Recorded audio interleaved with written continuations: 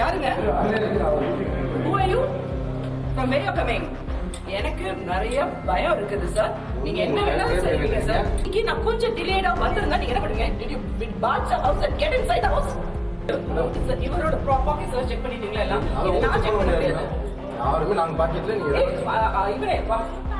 மீது என்ன மாதிரி வழக்கு போடப்பட்டிருக்காங்க? ஏன்னா சவுக்கு சங்கர் மீது மேலே வந்து கஞ்சா வழக்குலாம் போடப்பட்டிருக்காங்க. இப்போ அவங்க மனைவி வந்து உள்ள போலி காவல்துறை அதிகாரிகள் அனுமதிக்கும் போது அந்த ஒரு வார்த்தையை பயன்படுத்தியிருக்காங்க. இல்லை, சட்டத்தில் வந்து ஒரு நபரையோ ஒரு இடத்தையோ சோதிக்கும் பொழுது சோதனை செய்கின்ற நபர்களும் தங்களை சோதித்துக் கொள்வதற்கு அனுமதிக்கணும். நான் உன்னை சோதிக்க போகிறேன், நீ வேணா என்னையும் சோதிச்சுக்க அப்படின்னு சொல்லலாம். அதாவது சட்டத்தில். அப்போ என்டிபிஎஸ் சட்டம் இருக்குது. என்டிபிஎஸ் சட்டம் இதை விட கடுமையான சட்டப்பிரிவுகள் இருக்குது. அப்போ என்டிபிஎஸ் சட்டப்படி நான் உங்களை சோதிக்கப் போகிறேன், நீங்கள் விரும்பினால் உங்களை சோதனை செய்யலாம், அவ்வாறு விருப்பமில்லை என்றால் ஒரு நீதித்துறை நடைமுறையோ அல்லது ஒரு அரசிதழ் பெற்ற ஒரு கெசட்டட் ஆஃபீஸரோ அரசிதழ் பெற்ற அலுவலரையோ அழைத்து வந்து நீங்கள் சோதித்து கொள்ளலாம் அப்படின்னு சொல்லி அந்த அனுமதியை வழங்கணும்.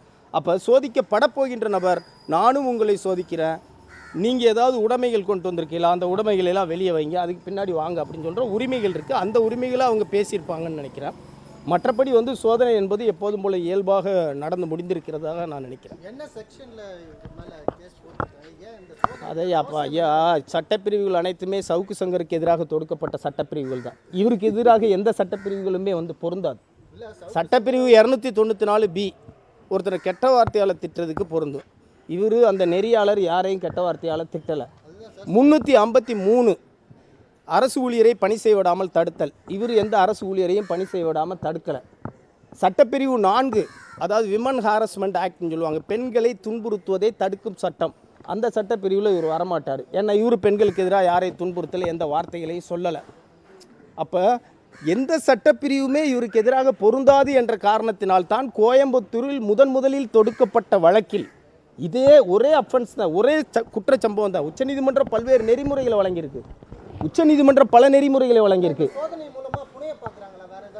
இல்லை, அப்படி முடியாது. அப்படி முடிஞ்சால் அதை சட்ட ரீதியாக நம்ம எதிர்கொள்வோம். ஏன்னா வந்து எல்லாருக்குமே நீதி என்பது எல்லாருக்கும் பொதுவானது. சட்டத்தின் முன்பு அனைவரும் சமந்தான். எல்லா காலத்திலையும் எல்லாருமே வெற்றி பெற முடியாது. இதை விட கொடிய வந்து பொய் வழக்குகள் தொடுத்தவங்கள்லாம் வந்து சட்டத்தின் முன்பு தலை குனிந்து போயிருக்காங்க. என்டிபிஎஸ் சட்டத்தில் முக்கியமான ஒரு சட்டப்பிரிவு இருக்குது, ஒரு சட்ட விதி இருக்குது. ஒருவனை வேண்டுமென்றே என்டிபிஎஸ் சட்டத்தின் கீழ் கைது செய்ய வேண்டும் என்று நினைத்து ஒரு குறிப்பிட்ட போதைப் பொருளை வைத்து சட்டப்பிரிவின் கீழ் அவரை கைது செய்தால் அது பொய்யான வழக்கு என்று நிரூபிக்கப்பட்டு விசாரணையில் தெரிய வந்தால் வழக்கு தொடுப்பதற்காக அந்த என்டிபிஎஸ் பொருள்களை, அந்த கான்ட்ராபேண்ட், அந்த போதைப் பொருளை யார் வைத்தார்களோ அவர்கள் அதே சட்டத்தில் கைது செய்யப்படுவார்கள். மதுரையில் சில 10 ஆண்டுகளுக்கு முன்பு NIB அதிகாரிகள் இது போன்ற ஒரு வழக்கில் கைது செய்யப்பட்டிருக்கார்கள். வட இந்தியாவிலலாம் இது போன்று நடந்திருக்கு. அப்போ சும்மாவெல்லாம் யார் மேலேயும் வந்து போதைப் பொருள் அதை வந்து யாரும் சட்ட ரீதியாக எதிர்கொள்றதில்லை. நாளைக்கு இவர் இதே பிரச்சனையை வந்து சிபிஐ விசாரணை எடுத்துகிட்டு போகிறாரு, சிபிஐ விசாரணை வந்து ஏற்றுக்கொள்ளப்பட்டுச்சுன்னா நடந்த விதிமுறைகள்லாம் வெளியே வந்துடும்ல.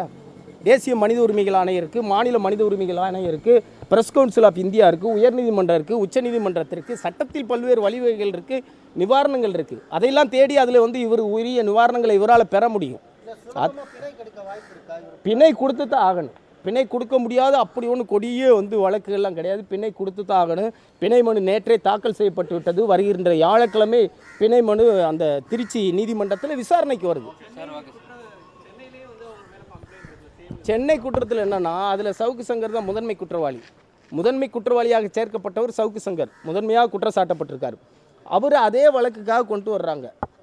அந்த வழக்குக்காக சென்னை வழக்கில் கொண்டு வரும்போது சென்னையினுடைய எழும்பூர் பெருநகர குற்றவியல் நடுவர் நீதிமன்றத்தில் அவர் ஆஜர்படுத்தப்பட்ட பொழுது இந்த வழக்கிற்காக இவரை நான் நீதிமன்ற காவலுக்கு உட்படுத்த மாட்டேன்னு திருப்பி அனுப்பிட்டாங்க. அப்போ முதன்மையாக குற்றம் சாட்டப்பட்டவருக்கு இல்லைன்னா இவருக்கு எப்படி அதில் வந்து ரிமாண்ட் செய்ய முடியும்? நீதிமன்ற காவலுக்கு உட்படுத்த முடியாது. ஏன்னா நீதிமன்ற காவலுக்கு உட்படுத்தக்கூடிய நியாயமான காரணங்கள் இல்லை அப்படிங்கிறத சொல்லித்தான் அவங்க வந்து அதை தவிர்க்கிறாங்க. அப்போ ஒரு வழக்கு இந்தியா முழுவதும் வந்து ஒருத்தருக்கு 1 லட்சம் வழக்கை போட்டு விட்டு 1 லட்சம் வழக்குலையும் பிணையெடு, 1 லட்சம் நீதிமன்றத்துக்கு போன்னு சொல்ல முடியாது. 1 லட்சம் காவல்துறை விசாரணைகள் நடத்த முடியாது. அப்போ உச்சநீதிமன்றம் சில நெறிமுறைகளை வகுத்திருக்கு. எது முந்தைய வழக்கு, எது முதல் வழக்கு? கோயம்புத்தூர் தொடுக்கப்பட்டதான் முதல் வழக்கு. அந்த வழக்கு மட்டும்தான் நிற்கும். குற்றவியல் விசாரணை முறை சட்ட பிரிவு 482 படி உயர்நீதிமன்றத்தை அணுகி மற்ற வழக்குகளெல்லாம் இவர் வந்து தள்ளுபடி செய்யலாம், இல்லாதாக்கலாம், அல்லது அனைத்து வழக்குகளும் ஒன்றிணைக்கப்பட்டு ஒரே நீதிமன்றத்தில் ஒரே புலன் விசாரணை அதிகாரியின் கீழ் தான் நடத்தப்படும். அப்போ நீங்கள் முதலில் தொடுத்த வழக்கில் ஒரே குற்றச்சம்பவத்துக்காக ஒரு தடவை அவர் வந்து சாட்சியாகவும் இன்னொரு தடவை குற்றவாளியாகவும் ஆக முடியுமா?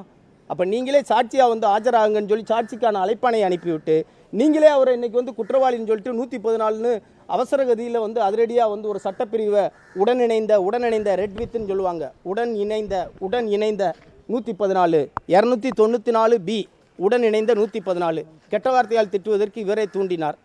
இவர் மேலே போட்டிருக்கிற செக்ஷனுக்கு மேக்ஸிமம் எத்தனை வருஷம் சென்டென்ஸ் கிடைக்க வாய்ப்பு? 2 ஆண்டுகள். 7 yearsனா அரசுக்கு தேவையில்லைன்னு சொல்லி. ஆமாம், இப்போ அர்னேஷ்குமார் எதிர் பீகார் மாநில அரசுங்கிறது ஒரு முன்னோடியான ஒரு தீர்ப்பு.